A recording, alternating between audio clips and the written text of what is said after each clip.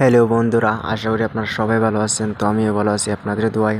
আজকে আপনাদেরকে দেখাবো আসামের সবচেয়ে বিখ্যাত দলং, যেটা নাকি বলে তেজপুর দলং। হ্যাঁ গাইস, আজকে আপনাদেরকে পুরো ভিডিওতে দলংটা কতটুকু লম্বা দেখাবো আপনাদেরকে। দেখেন গাইস, এটাই হচ্ছে তেজপুর ব্রহ্মপুত্র সাগর। তেজপুরের দলংয়ের উপরে দিয়ে আমি যাচ্ছি গাড়ি দিয়ে, আর ভিডিও করতে আসি আর আপনাদেরকে দেখাবার জন্য। দেখেন আমি বাস দিয়ে যাচ্ছি, কত সুন্দর দলং।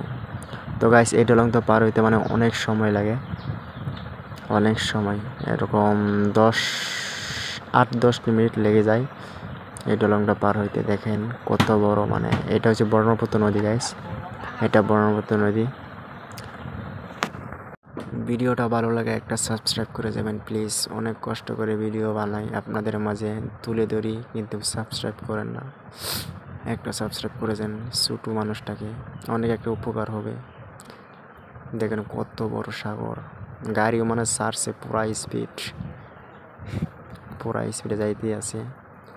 সমুদ্র দেখতে আছেন কত সুন্দর ভিউ, অনেক বড় সাগর। নতুন দলং দেওয়া যাচ্ছে গাইস, হেমুক দেওয়া আছে পুরান দলং, হেমুক দেওয়া, এটা নতুন যেটা দেওয়া যাচ্ছে, এটা নতুন দলং।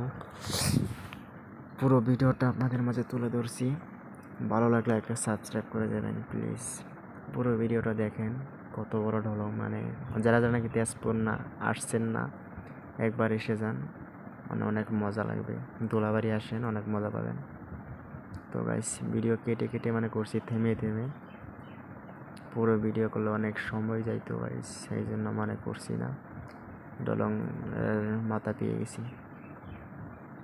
দেখেন, আমি কিছু বলবো না, শুধু আপনারা দেখেন।